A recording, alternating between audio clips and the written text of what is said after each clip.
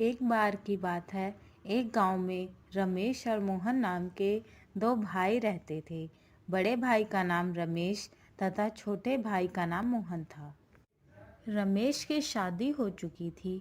उसकी पत्नी का नाम हेमा था। हेमा बहुत ही कुटिल स्वभाव की थी।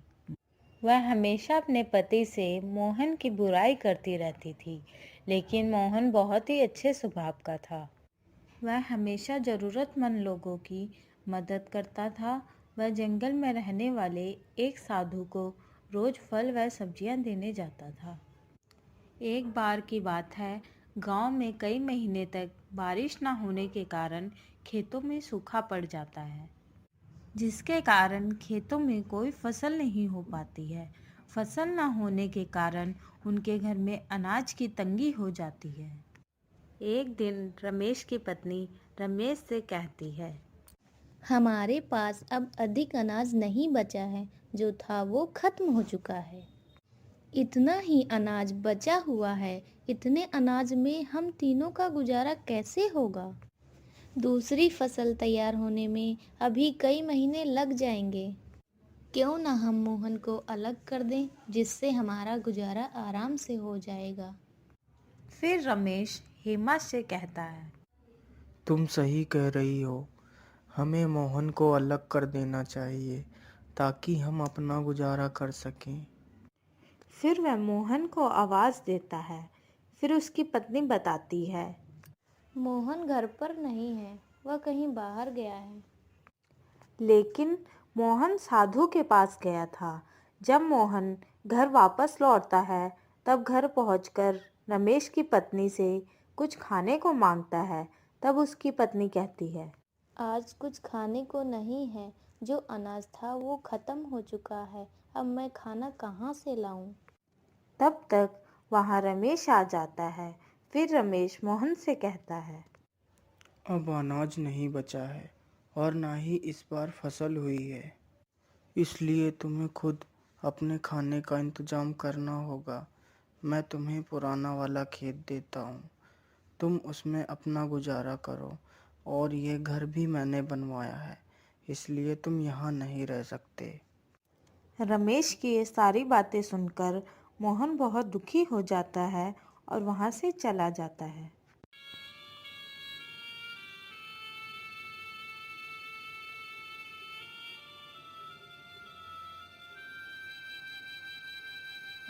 और साधु के पास पहुंचता है। फिर उसे सारी बात बताता है।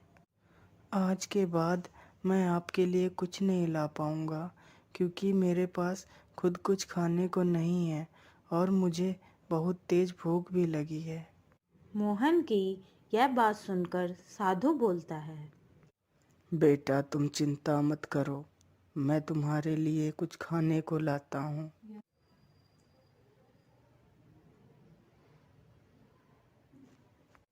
फिर साधु उसे कुछ खाने को देता है और मोहन खाना खा लेता है।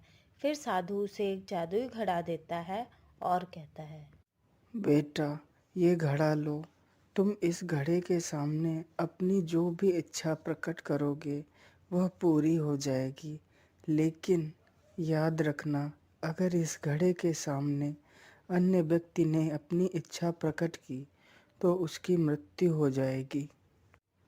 ठीक है बाबा, मैं इस बात को याद रखूंगा।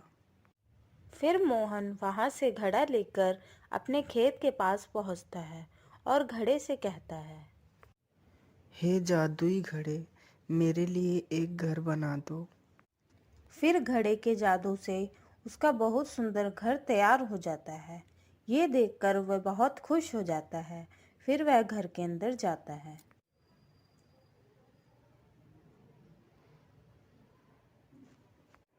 फिर रात को मोहन घड़े से कहता है, हे जादुई घड़े, मुझे बहुत तेज भूख लगी है, मुझे कुछ खाने को दे दो। जैसे ही मोहन खाना मांगता है, उसके लिए तुरंत एक खाने से भरी हुई थाली प्रकट हो जाती है। फिर वह खाना खा लेता है और सो जाता है। फिर एक दिन रमेश अपनी पत्नी से कहता है, पता नहीं मोहन इतने दिनों से कहाँ है, दिखाई ही नहीं देता। फिर उसकी पत्नी कहती है, हमें क्या मतलब है, कहीं भी रहे। फिर एक दिन रमेश को गांव का एक व्यक्ति बताता है कि मोहन पुराने खेत में रहता है और उसने वहां एक बहुत अच्छा घर बनवा रखा है और वह बहुत अमीर हो गया है। यह सुनकर रमेश चौंक जाता है और वहां से चला जाता है। घर पहुंचकर अपनी पत्नी को सारी बात बताता है।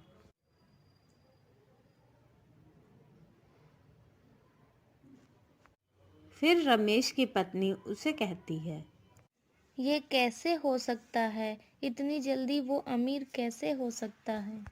अभी कुछ दिन पहले हमने उसे अलग किया था। फिर रमेश कहता है, हमें जाकर पता लगाना होगा कि वह इतना अमीर कैसे हो गया। फिर वह दोनों रात को मोहन के घर में देखते हैं कि मोहन जादुई घड़े से खाने को मांगता है। फिर घड़े से खाने की थाली आ जाती है। यह देखकर रमेश सोचता है। अच्छा, तो ये इस घड़े से अमीर हुआ है। फिर मोहन खाना खाकर सो जाता है। फिर रमेश घड़े को चुरा कर ले जाता है और सुबह होते ही उस घड़े से कहता है, हे जादुई घड़े, मुझे बहुत सारा सोना दे दो। जैसे ही रमेश अपनी इच्छा घड़े के सामने प्रकट करता है, उसकी तुरंत मृत्यु हो जाती है। यह देखकर उसकी पत्नी जोर जोर से रोने लगती है और कहती है, हाय हाय, ये क्या हो गया आपको, हे भगवान, ये क्या कर दिया आपने। फिर वह दौड़कर मोहन के पास जाती है।